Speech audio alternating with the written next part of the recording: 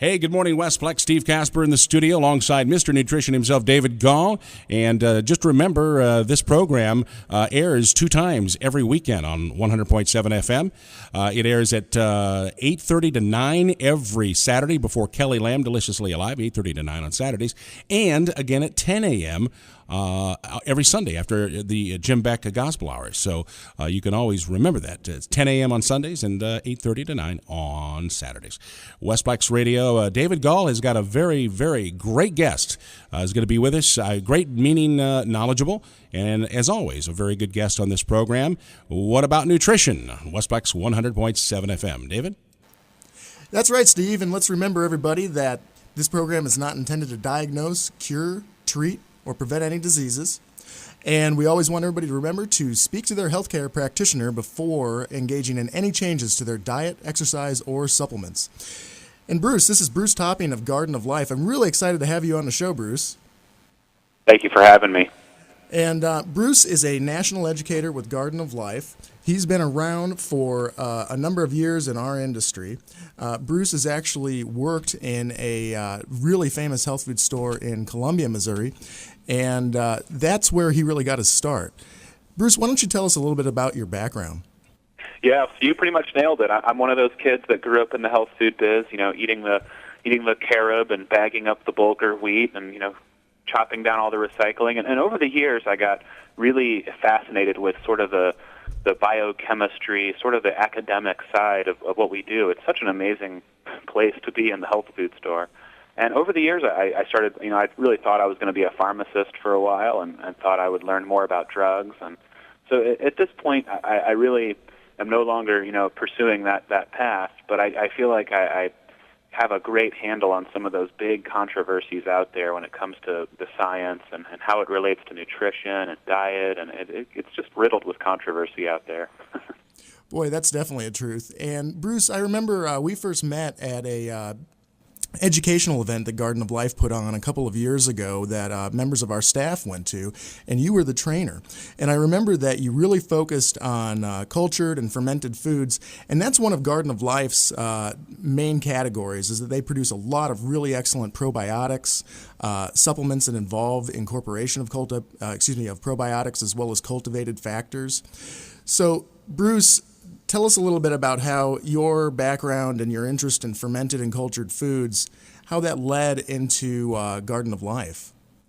Well, you nailed it. I think Garden of Life, we're at our core, we're really a digestive health company. And we really kind of we champion the view that when you damage the gut, when you allow bad critters and pathogenic microbes to take up residence and start changing the population of your bowel, we really believe that kind of sets the stage for chronic disease. And so I very much believe that, and that's really why I work for Garden of Life in a big way, is that having grown up in the health food store, I can say that digestive strategies, when people started to look down the avenue of improving their gut and working with their digestive health, I felt like that was the way I witnessed more people change their life with that strategy in their mind than any other single category of the health food business. And some of those other categories, like I'm a huge fan of amino acids, and I'm a huge fan of omega-3, and I'm a cheerleader for a lot of the other elements that are in the business. But when it comes to cultured food and probiotics and enzymes, I really feel that they're probably the most valuable therapeutic tools that we carry in the health food business, bar none. Yeah, I would agree, Bruce. Anybody that spends a number of years in our business, you end up observing what seems to work best in people. And there's no denying the real-life aspect of watching what cultivated and fermented foods and probiotics and enzymes and really the overall strategy of trying to support and improve gut health. Really, you watch and see the impact that has on people, and it's really impressive. And I want to let everybody know that we're going to do a 2-part interview here. This is going to be 2 shows of What About Nutrition. And here on the first show, we're going to discuss some of the history and basics of fermented foods and lead that into the benefits of probiotics and what makes Garden of Life's probiotics so potent and so unique. And we're also going to discuss digestive enzymes and, again, what's unique about those made by Garden of Life. And they really are unique. This isn't just marketing here.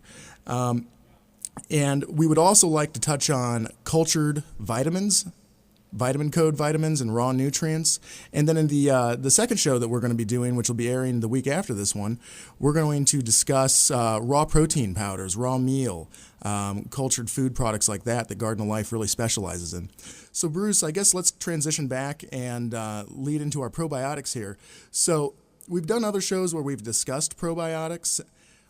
What is it that really, separates a Garden of Life probiotic? And reminding everybody that probiotics are the good bacteria that live in the digestive tract. They support immune system health. They support digestive health, and really a whole lot more. But I'd really like to let Bruce jump in here. Yeah, I mean, it's almost hard to truly encompass in 5 minutes all of the different functions and benefits of probiotics. So we're not going to. I won't try to tackle that in 30 seconds. But I think what makes ours different when we talk about Garden of Life.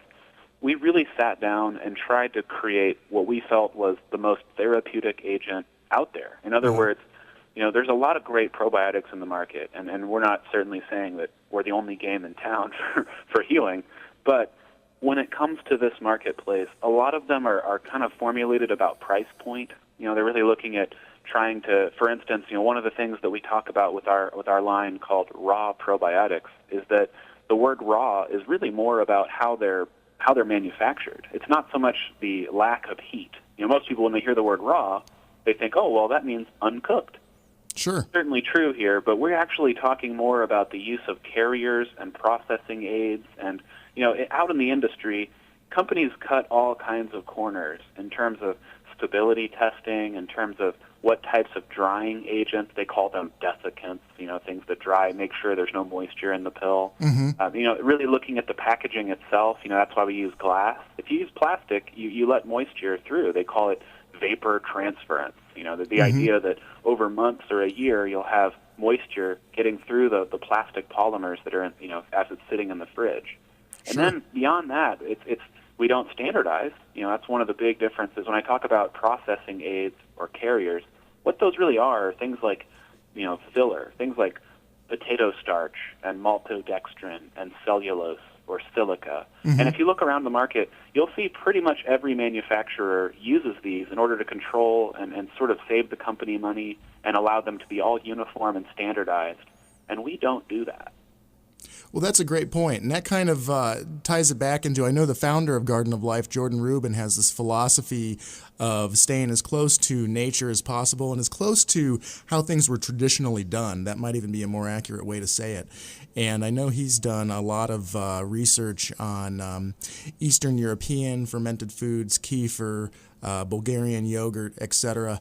And I guess that's what I was referring to in terms of the history, and you're right, we definitely don't have time to go into that, but I wanted to acknowledge the fact that Garden of Life and with their founder Jordan Rubin's philosophy are trying to do a modern version of something that's very ancient. Yeah, boy, that's well said, Dave. I mean, I think when we look back on the side of our box, we talk about Mechnikov, which is a word, that name many of the listeners have probably never heard, but Mechnikov is considered the father of probiotics, and kind of speaking back to that historical aspect of how cultured food has always been a part of every tradition, whether you were living on the South Pacific Islands or in Western Europe, everybody had a way of culturing. And in fact, Mechnikov, a famous story, he looked for longevity. He was actually the head of the Pasteur Institute around 100 years ago, 1905 or so, and he started looking around for who in Europe lived the longest. So it was an exhaustive review of birth and death records. And this is 1905. This is before antibiotics and of course surgery. So people were tending to be dying in their 50s. That was just in early 50s, mid-50s was a pretty typical aggregated value for the populations that lived in Western Europe. But there was an exception, the Bulgarians. In fact, the southern region of Bulgaria, and this is not the wealthy part. The northern parts where they had built railroads and there was all kinds of commercial food available, they weren't living very long. But when it came to the southern mountainous region, they were living to their mid-80s, mid to late 80s, average. Very, very long time back then. That's extreme. And so, when they started looking at what it was that was making these people live so long, it was really noted very much, a very remarkable feature that their diet, one of the staples of calories, was what they called creme bulgare, which is really sour milk. It's very like a yogurt milk, almost like really buttermilk. And clabbered milk, they were eating a lot of it. In fact, Metchnikoff witnessed about every man, woman, and child was consuming close to a half liter a day. I mean, this represented 50 billion microorganisms going into their gut every single day. And if you think about it, the Bulgarians did not have any antibiotics or pesticides or chlorinated water or birth control pills or heavy metals or distilled alcohol and refined sugar. I mean, it's just, if you really think about what has happened, we are among the first generations of human beings that are now living on Earth that have two things working against us. One, we don't eat cultured food. You know, it's pretty much gone. And then number two, we're one of the first people to chip away and sterilize little niches and little pockets of our gut with chlorine and bromine and sugar and antibiotics and birth control pills. And, you know, it's just that we're not feeding our intestines, but we are beating them down, really, from birth. What a great point, and I really love that phrase you used. I've never put it that way, which is chipping away at the little populations of microorganisms that are gut. And you're right, with the chlorinated water or the, of course, occasional antibiotics, which sometimes are necessary, et cetera, sometimes not. All sorts of other things coming into our body that can kill them. And you're right, we're not supporting them with these cultured foods that many of our ancestors used to use, and that, of course, these folks in the Bulgarian mountains in southern Bulgaria used to do. And probably many of their populations still do. So in the last minute of our first segment here, real briefly, let's comment again about some of the characteristics. You mentioned that these Bulgarians were getting approximately 50 billion CFU probiotics per daily dose of, the usual daily dose of this yogurt-type food that they were eating. And your product, I believe, has 85 billion CFUs per serving.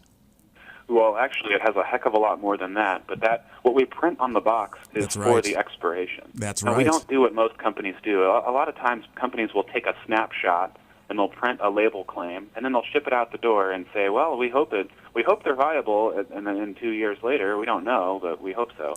Whereas we actually did a lot of storage tests. You know, we let them sit at all these different humidity and temperature ranges, and so we are very sure it will generally not get down to 85 billion, but that is what you will find under the most pessimistic projections at the expiration date, which is 2 years out. Wow, that makes perfect sense. So they guarantee 85 billion at the expiration date, and like you said, it's the most pessimistic expectation of what could be in there. I believe that they start with something like over 150 billion. Correct me if I'm wrong. No, I actually recently learned, I was sitting through the formulators, the guys, these are made up in Madison, Wisconsin, at a giant, really one of the best suppliers in the world. It's called Danisco. And Danisco sources this for us, and they actually get part of it from Poland. I mean, these are really some exotic materials. But when they actually make it, I learned that they shoot for a range of around 400 billion per gram. 400 billion per gram that they shoot for. Standardized. But yeah, I mean, so you'll get some loss. But yeah, typically we're way over our label claim. We massively over-formulate. We plan to... Oh, let me cut you off there for a second, Bruce. Absolutely. We're going to come back here in part 2, and we'll talk a little bit more about the probiotics and then kind of transition to enzymes as well as the cultivated vitamins.